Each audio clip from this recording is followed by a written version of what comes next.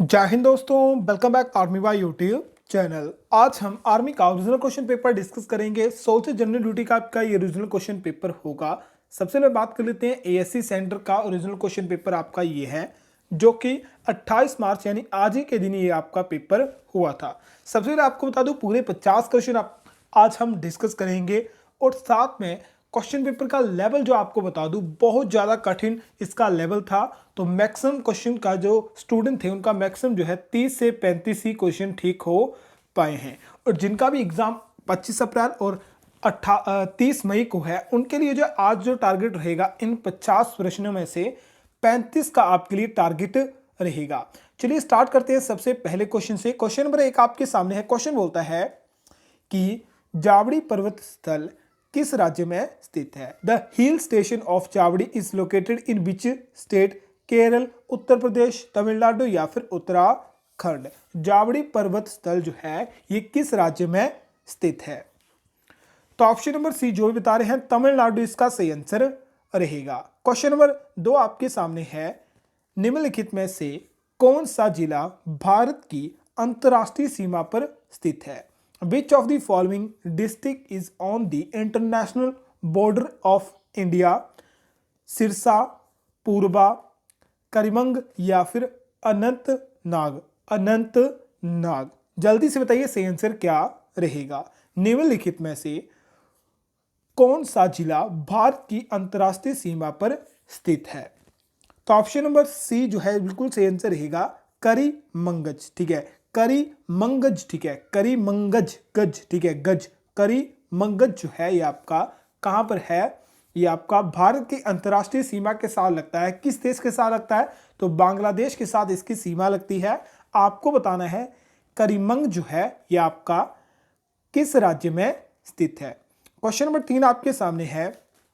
टोडा जाति के लोग कहां पर पाए जाते हैं? जो टोडा जाति है ये कहां पर पाई जाती है? राजस्थान में, अरुणाचल प्रदेश में, मध्य प्रदेश में या फिर तमिलनाडु में? इंपॉर्टेंट क्वेश्चन है, जल्दी से आंसर बताइए सही आंसर क्या रहेगा। ऑप्शन नंबर डी बिल्कुल सही आंसर रहेगा। जो टोडा नामक जनजाति है आपकी कहां पाई जाती है? तमिलनाडु में पाई जाती है। क्वेश्चन नंबर 4 है। दिलवाड़ा मंदिर किस धर्म से संबंधित है? With which region are the Dilwara temple associated? Hindu और जैन, बौद्ध धर्म से या फिर जैन धर्म से? दिलवाड़ा के जो मंदिर हैं ये किस धर्म से संबंधित है? क्वेश्चन करवा चुका हूं, सही आंसर रहेगा ऑप्शन नंबर डी, जैन धर्म से संबंधित है दिलवाड़ा के मंदिर। क्वेश्चन नंबर 5 है। गंगा एवं ब्रह्मपुत्र के संयुक्त जलधारा को किस नाम से जाना जाता है? क्वेश्चन अजीब सा इंपॉर्टेंट क्वेश्चन है और एग्जाम में पहली बार पूछा गया प्रश्न है। Joint stream of the Ganga and Brahmaputra is now away? Tsangpo, मेघना, जमुना या फिर पद्मा? गंगा एवं सतलुज के संयुक्त जलधारा को किस नाम से जाना जाता है? सही आंसर रहेगा ऑप्शन नंबर बी, मेघना के नाम से जो है गंगा और ब्रह्मपुत्र की संयुक्त धारा को जाना जाता है। ऑप्शन नंबर ए इसका सही आंसर नहीं रहेगा। क्वेश्चन नंबर 6 आपके सामने है। Central board of film certification comes under the which of the following ministry of the government of India? केंद्रीय फिल्म निर्माण संस्थान भारत सरकार के किस मंत्रालय के अधीन आती है? ठीक है, केंद्रीय फिल्म निर्माण जो है ये भारत के किस मंत्रालय के अंडर आती है? मानव विकास संस्थान, सूचना एवं प्रसारण मंत्रालय, पर्यटन एवं संस्कृति मंत्रालय या फिर खेल मंत्रालय? Ministry of youth affair and sports. जल्दी से बताइए सही आंसर क्या रहेगा। तो ऑप्शन नंबर बी बिल्कुल सही आंसर रहेगा, जो आपका सूचना एवं प्रसारण मंत्रालय जो है, ठीक है, ministry of information and broadcasting जो है आपका केंद्रीय फिल्म निर्माण के अंतर्गत, यानी जो केंद्रीय फिल्म जो होती है, सेंट्रल बोर्ड फिल्म जो होते हैं, इनके अंडर ही आपकी आती हैं। क्वेश्चन नंबर 7 आपके सामने है। भारत के चारों कोनों में मठों की स्थापना किसके द्वारा की गई थी? जो भारत है उसके चारों कोनों में मठों की स्थापना किसने करी थी? ऑप्शन आपके हैं रामानुजाचार्य, माधवाचार्य, शंकराचार्य या फिर भास्कराचार्य। ऑप्शन नंबर सी बिल्कुल सही आंसर रहेगा। जो शंकराचार्य थे इनके द्वारा भारत के चारों कोनों में जो है मठों की स्थापना करी गई थी। क्वेश्चन नंबर 8 है, who founded the servant of India society. Servant of India society की नींव किसने रखी थी? Founded the servant of Indian society. Chittaranjan Das, Gopal Krishna Gokhale, Lala Hardayal या फिर Bal Gangadhar Tilak. Option number B बिल्कुल सही रहेगा। जो भी बता रहे हैं, बाल गंगाधर तिलक द्वारा जो है सर्वेंट ऑफ इंडिया सोसाइटी की स्थापना करी गई थी। क्वेश्चन नंबर 9 आपके सामने है, मृदा अपरदन डैश का मुख्य कारण है। जो मृदा अपरदन होती है इसका मुख्य कारण क्या होता है? तीव्र गति से होता शहरीकरण, या फिर पेड़ों के काटने के कारण, या फिर जानवरों द्वारा अत्यधिक मात्रा में चरने के कारण, या फिर उपभोक्ता सभी। अगर बात करी जाए मृदा अपरदन की तो ऑप्शन नंबर ए और बी जो है बिल्कुल सही बैठते हैं। ऑप्शन नंबर डी इतना सही नहीं बैठता, पर उपभोक्ता सभी दिए हुए हैं तो ऑप्शन नंबर डी जो है इसका सही आंसर रहेगा, उपभोक्ता सभी। मृदा अपरदन का गति से हो रहा शहरीकरण, जिससे आपके जो है पेड़ काटे जा रहे हैं, ठीक है, पेड़ काटे जा रहे हैं और भी बहुत सारी आपकी जो है चीजें हो रही हैं, ठीक है। पेड़ों काटने से आपकी मृदा अपरदन होती है और कई जगहों में आपके कुछ करा जा रहा है, ठीक है। तो सभी ये ऑप्शन जो है सही रहेंगे। नेक्स्ट क्वेश्चन आता है, क्वेश्चन नंबर 10 है, LOC का विस्तार रूप क्या है? What is the full form of LOC? बताने की जरूरत नहीं पड़ेगी, आपको बता चुका हूं। भारत के जम्मू कश्मीर में LOC लगी हुई है, जिसे क्या कहा जाता है? Line of actual control, line of control या फिर लोकेशन ऑफ कंट्रोल या फिर line of command. Option number B बिल्कुल सही रहेगा, बता चुका हूं आपको। LOC की जो फुल फॉर्म होती है वो आपकी लाइन ऑफ कंट्रोल होती है और जम्मू कश्मीर में लगी है। यह भी क्वेश्चन आपके एग्जाम में पूछा जाएगा आने वाले समय में।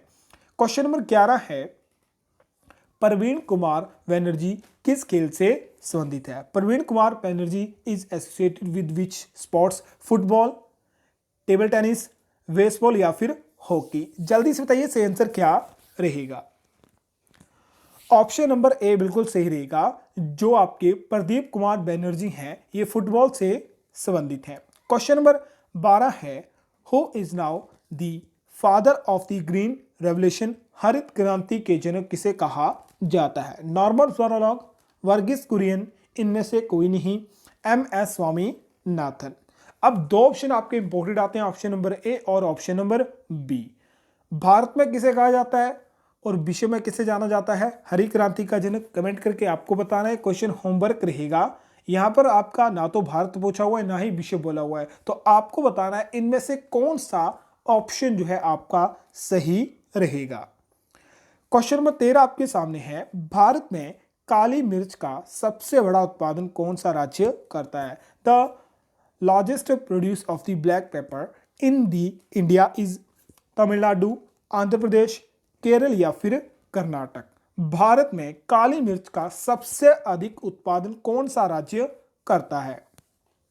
ऑप्शन नंबर सी बिल्कुल सही आंसर रहेगा। केरल जो है सबसे अधिक क्या करता है? उत्पादन करता है काली मिर्च का।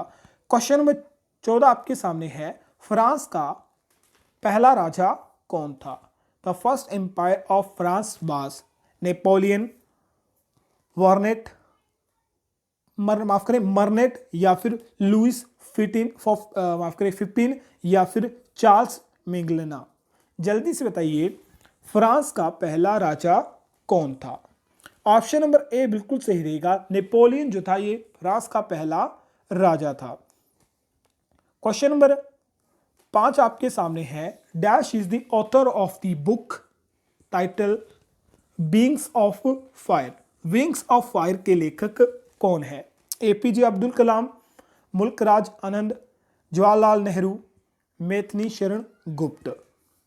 ऑप्शन नंबर ए बिल्कुल सही रहेगा। क्वेश्चन करवा चुका हूं 2 से 3 बार आपको। विंग्स ऑफ फायर जो है APJ अब्दुल कलाम ने लिखी थी। क्वेश्चन नंबर 16 आपके सामने है, साइंस का पहला क्वेश्चन, बंदूक से छोड़ी गई गोली में होती है। बंदूक से जो गोली छोड़ी जाती है, ठीक है, ये माना बंदूक है इस करके, ठीक है, इससे जो गोली छोड़ी जाएगी उसमें कौन सी ऊर्जा होती है? इनमें से कोई नहीं, गतिज ऊर्जा, स्थितिज ऊर्जा, कभी कभी दोनों दोनों, ठीक है, दोनों दोनों, या इनमें से कोई नहीं। ऑप्शन नंबर बी बिल्कुल सही रहेगा। जो बंदूक से छोड़ी हुई गोली होती है उसमें गतिज यानी किनेटिक एनर्जी आपकी होती है। क्वेश्चन नंबर 17 है, चाय का वानस्पतिक नाम क्या है? चाय का वानस्पतिक नाम क्या है? रूबिसिया, या फिर मैंगीफेरा इंडिका, या फिर कैमिलिया सिनेसिस, या फिर ट्रिक्टिक माफ करेंगे, ट्रिक्टिंग, ठीक है, अजीब अजीब से नाम होते हैं इंग्लिश में। तो चाय का वानस्पतिक नाम क्या है? ऑप्शन नंबर सी बिल्कुल सही आंसर रहेगा, कैमिलिया सिनेसिस। कैमिलिया सिनेसिस जो होता है ये आपका चाय का वानस्पतिक नाम होता है। आपको बताना मैंजीफेरा इंडिका जो होता है ये किसका वानस्पतिक नाम होता है, ये किसका नाम होता है? क्वेश्चन नंबर 18 है, निम्नलिखित तत्वों के बीच में ध्वनि सबसे तेज चलेगी। Among the following material sound travel fastest in जल, निर्वात, हवा, या फिर स्टील। जल्दी से बताइए इनमें से किस में जो ध्वनि होती है सबसे तेज चलेगी? तो ऑप्शन नंबर डी बिल्कुल सही बताया आपने। जो स्टील होती है उसमें ध्वनि की गति जो होती है सबसे अधिक, मान सकते हैं सबसे अधिक होती है। आपके लिए क्वेश्चन है, इनमें से किस ऑप्शन में जो है आपका सही आंसर रहेगा कि ध्वनि जो है नहीं गुजरती, या फिर ध्वनि का माध्यम नहीं ये होता? जल्दी से कमेंट करके बताएं। क्वेश्चन नंबर 19 सबसे लास्ट क्वेश्चन, माफ करें, क्वेश्चन नंबर 19 है, स्थायी निकायों के नियम को डैश द्वारा खोजा गया था। स्थायी निकायों के नियम को डैश द्वारा खोजा गया था। द लॉ ऑफ फॉल्टिंग, ठीक है, फॉल्टिंग वॉडिस वाज डिस्कवर्ड बाय वॉटमैन, ठीक है, माफ करें, बाटरमैन, या फिर हैरिन हर्ट्स, हेनरिक हर्ट्स, या फिर आर्किमिडीज, या फिर न्यूटन। तो ऑप्शन नंबर सी बिल्कुल सही आंसर रहेगा। जो अस्थायी निकायों का नियम जो है आर्किमिडीज द्वारा खोजा गया था।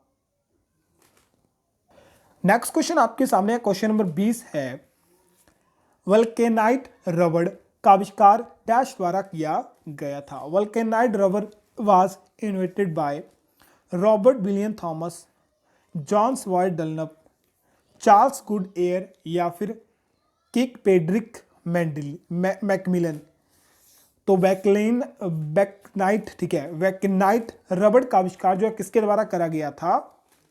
ऑप्शन नंबर सी बिल्कुल सही रहेगा, चार्ल्स गुड एयर द्वारा जी, ठीक है, चार्ल्स गुड एयर द्वारा जो है वैकनाइट्स, ठीक है, वैकनाइट्स रबड़ का आविष्कार किया गया था। क्वेश्चन नंबर 22 है, डायलिसिस का प्रयोग डैश के इलाज के किया जाता है। जो डायलिसिस होती है ये किसके लिए की जाती है? हृदय दुर्बलता, गुर्दे की निर्बलता, या फिर मस्तिष्क रोग, या इनमें से कोई नहीं?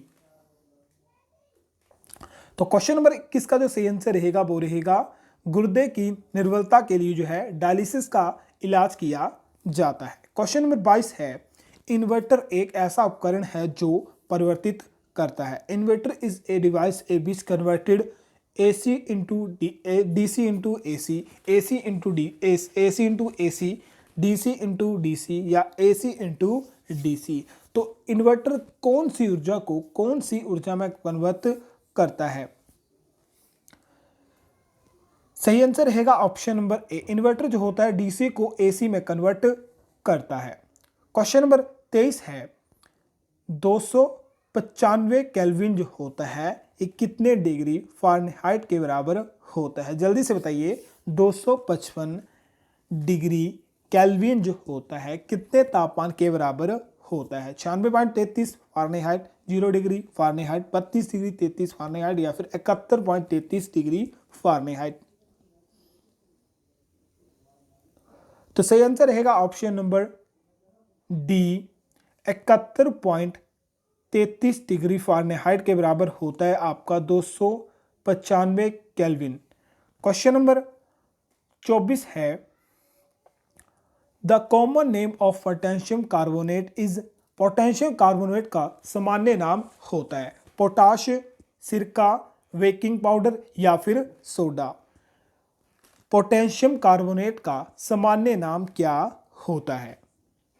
ऑप्शन नंबर ए बिल्कुल सही रहेगा। पोटाश जो होता है ये पोटेशियम कार्बोनेट का सामान्य नाम होता है। क्वेश्चन नंबर 25 है, खारे पानी की सादरता मापने के लिए या अधरता मापने के लिए इस्तेमाल किए जाने वाला उपकरण या फिर यंत्र कौन सा होता है? गैल्वेनोमीटर, पीएच मीटर, फैथोमीटर या फिर सेलिनोमीटर।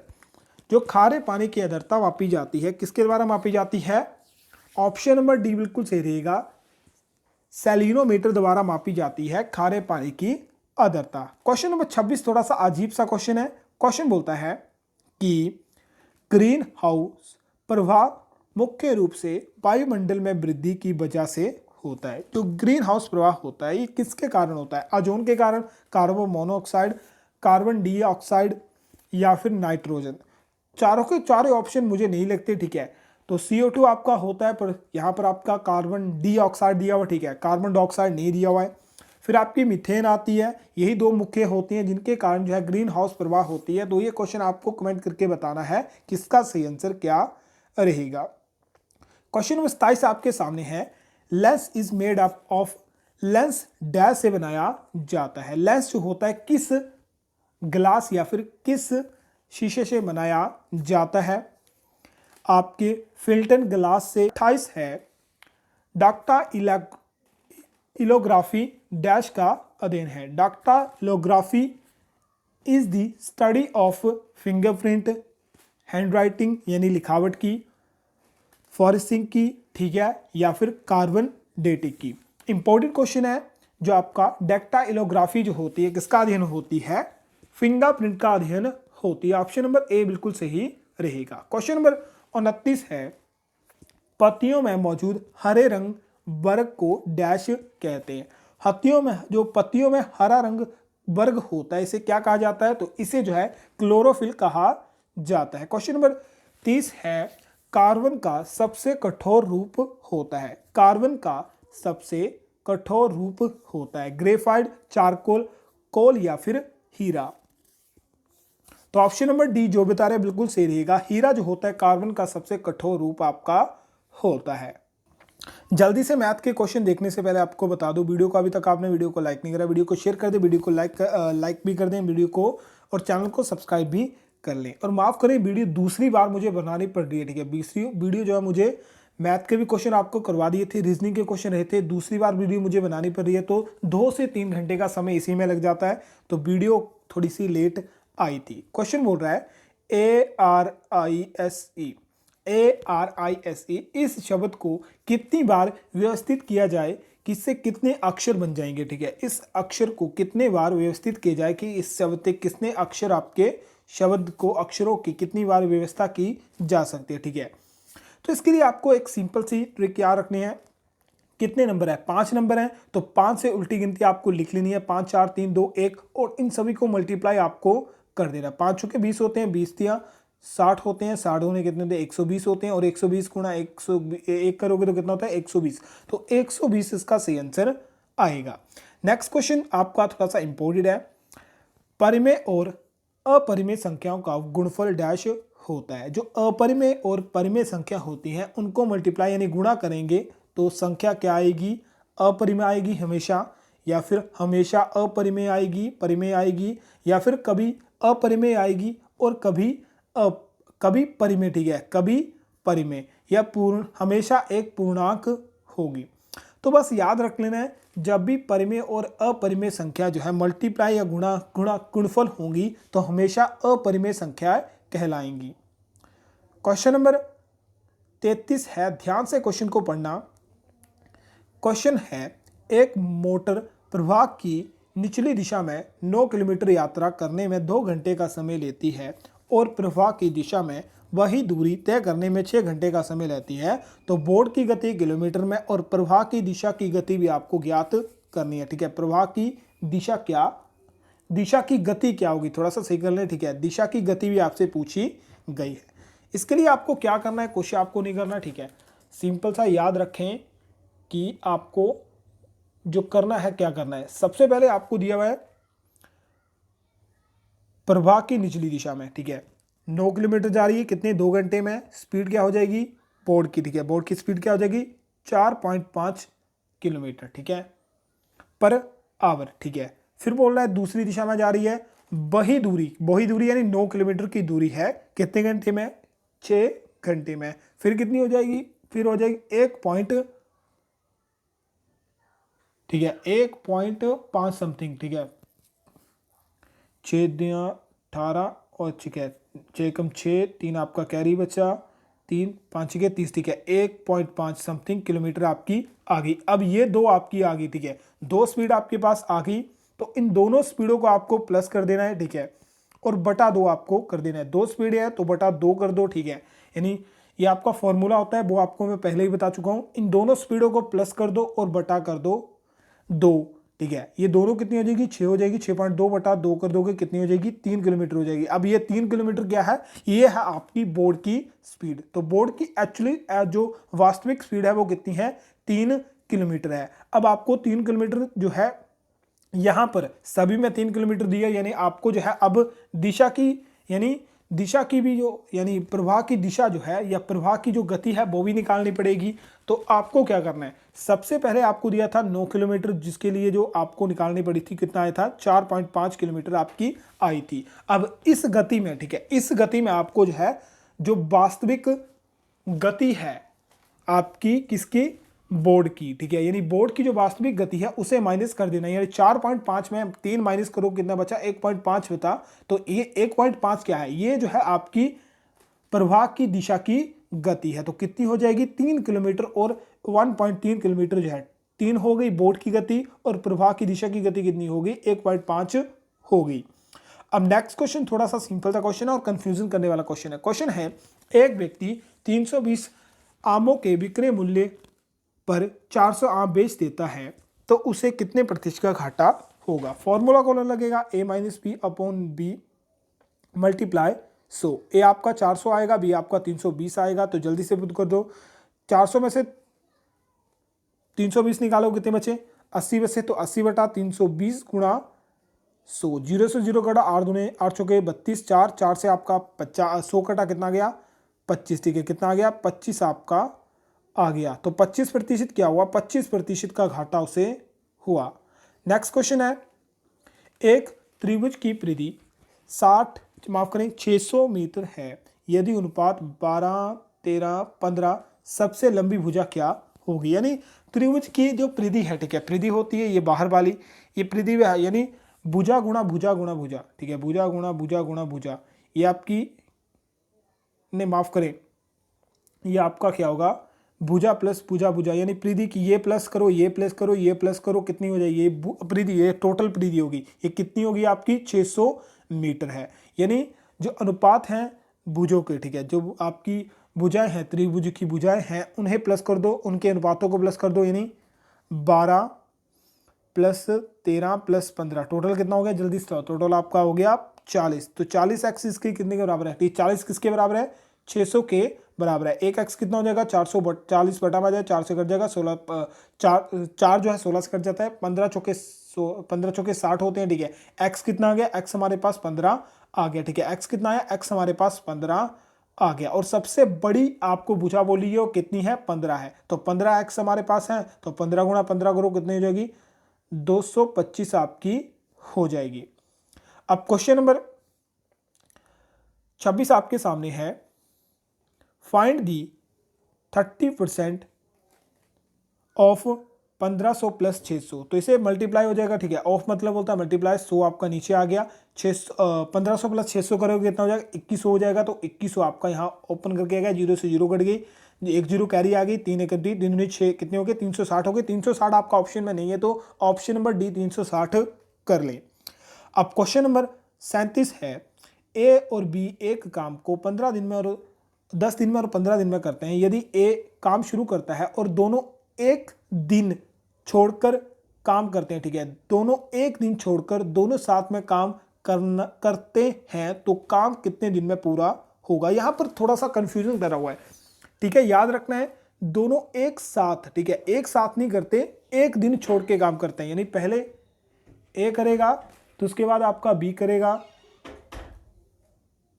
तो इसके लिए आपको क्या करना पड़ेगा, ठीक है, इसके लिए ए कर रहा है और बी कर रहा है, कितने दिन में? 10 और 15 में। टोटल कितना आ जाएगा? 30 आपका आ जाएगा, ठीक है। ये एलसीएम 30 आ गया। अब याद करना है ए का एक दिन का कार्य कितना होगा? 15 थे कितने होते हैं? 30 होते हैं। ए का एक दिन का कार्य कितने है? 3 है। और बी का एक दिन का कार्य कितना है? 15 दूनी 30, यानी बी का एक दिन का कार्य कितना है? 2 है। अब यहां पर बोल रहा है दोनों एक दिन छोड़कर, यानी एक दिन जो है, ठीक है, एक दिन आपका क्या करेगा? ए कार्य करेगा, दूसरे दिन आपका बी कार्य करेगा, तीसरे दिन आपका फिर ए करेगा, यानी एक दिन छोड़ के दोनों कार्य करें। ए पहले एक कर रहा है, फिर बी कर रहा है, फिर ए कर रहा है, फिर बी कर रहा है, यानी यहां पर आपको जो है दोनों का एक दिन का कार्य पता लग गया। ए का एक दिन का कार्य है 3, कितना है? 3। बी का कितना है? 2। अब पहले जो है आपका कौन कर रहा है? ए कर रहा है, फिर आपका बी कर रहा है। इस तरह से आप निकालोगे तब भी आपका निकल जाएगा। इसके लिए शॉर्ट क्या है? दोनों दिन का, ठीक है, दोनों यानी ए प्लस बी का 2 दिन आ गए, तो 2 दिन का कार्य कितना है? 5 है। टोटल कार्य कितना करना है? 30 करना है। तो 30 से आपका 5 कट जाता है, कितने से कट जाता है? 6 से कट जाता है। अब इस 6 को मल्टीप्लाई कर दो 2 से, क्योंकि हमें जो है ये 5 जो है 2 दिन का कार्य है, तो हमें डबल करना है, तो 6 दूनी कितने हो जाएंगे? 12 हो जाएंगे। तो 12 दिन में ये कार्य जो है समाप्त होगा। क्वेश्चन नंबर 38 सिंपल था, 5 25 125, 5 मल्टीप्लाई करो 25 होते हैं, 25 में मल्टीप्लाई 5 करो 125 होते हैं, 125 में 5 मल्टीप्लाई 625 आपके होते हैं। नेक्स्ट क्वेश्चन और भी सिंपल सा है, 7 लड़कों की औसत आयु 20 है, 6 लड़कों की औसत आयु 19 से ही 1/3 है, तो 7वें लड़के की औसत आयु क्या होगी? यानी आयु क्या होगी? औसत आयु छोड़ दो, ठीक है। इसके लिए आपको क्या करना है? 7 20, टोटल आयु कितनी? 140। 7 माफ करें 6 की कितनी है? 19.13। इसे सॉल्व करोगे तो 58.3 हो जाएगा। 58.3 6 से कट जाता है, ठीक है, 6 दूनी 12 और 58 कितने हो जाता है? 8 8 16 हो जाता है, ठीक है। 8 8 16 5 8 8 16 5 दूनी 10 और 16 और 1 11 कितना हो गया? 116 हो गया, ठीक है। यानी 6 बंदों की कितनी है? 6 लड़कों की टोटल योग कितना निकल गया? टोटल आयु का योग कितना निकल गया? 116 हो गया। 7 का कितना था? 140 था। 6 का कितना लग गया? 111 निकल गया। माइनस कर दो, 7 में की आपकी निकली कितनी निकली? 24 निकली। 24 ऑप्शन में नहीं था, तो 23 आपका सही आंसर रहेगा। क्वेश्चन नंबर 40 आपके सामने है। यहाँ सिंपल सा क्वेश्चन है, यहाँ देखो, यहाँ देखो और यहाँ देखो। -6 -6 -6 +6 +6 +6 19 में +6 करो कितने होते हैं? 25 आपके होते हैं, तो 25 सही आंसर आपका आएगा। नेक्स्ट क्वेश्चन है, बोलता है 1599 को, ठीक है, 1599 मिलीग्राम में है, आपको इनको ग्राम में कन्वर्ट करना है, तो 1 ग्राम जो होता है किसके बराबर होता है? 1/1000 मिलीग्राम के बराबर होता है। तो बटा 1000 आपको करना पड़ेगा, तो 3 जीरो छोड़ दो, 3 अंक छोड़ दो और पॉइंट लगा दो, यानी 1.589 ये आपका ग्राम के बराबर हो जाएंगे। नेक्स्ट क्वेश्चन है, बोलता है एक बल्लेबाज 12वीं पारी से 63 रन बनाता है, उसके कारण उसका औसत रन जो है कितना बढ़ जाता है? औसत रन जो है 2 बढ़ जाता है, तो 12वीं पारी के बाद उसका नया औसत क्या होगा? क्वेश्चन होमवर्क रहेगा। आंसर आपको कमेंट में या यहीं बता दो इसका सही आंसर क्या रहेगा। इसका सही आंसर रहेगा 39, ठीक है, 39 इसका सही आंसर रहेगा। उसकी जो है 39 हो जाएगी औसत। नेक्स्ट क्वेश्चन देखते हैं, क्वेश्चन नंबर 43 आपके सामने है। दो संख्याओं का अंतर जो है 2 है, उनके वर्गों का अंतर 28 है, तो उनका योग ज्ञात कीजिए। ऐसी संख्या कौन कौन सी है आपकी? 8 और 6। इनका अंतर कितना है? 2 है। इनका वर्ग 64 और कितना? 36। अंतर कितना है? 28 है। तो कौन सी सही रहेगी? ठीक है, यानी 8 और 6 ऐसी संख्याएं हैं, ऐसी दो संख्याएं जिनका अंतर 2 है, जिनमें अंतर जो है 2 है, वर्गों का अंतर 28 है, तो दोनों का योग कितना होगा? 8 + 6 करोगे 2, ठीक है, 6 6 12 और 2 कितने होते हैं? 14 आपके होते हैं, तो 14 इसका सही आंसर आएगा। क्वेश्चन नंबर 44 है, सिंपल सा क्वेश्चन है। यदि कोई घटना घटित नहीं हो सकती तो इसकी संभावना क्या है? यानी कोई घटना घट ही नहीं सकती तो उसकी संभावना क्या होगी? उसकी संभावना होगी 0। क्वेश्चन नंबर 45 है, एक बहुभुज के 4 विकर्णों हैं, उसके भुजाओं की संख्या बताइए। विकर्ण की बात हो रही है, 4 है, इसके लिए फॉर्मूला आप याद कर लो, n × n + 1/2 - 1 44 आपकी विकर्ण आ गया।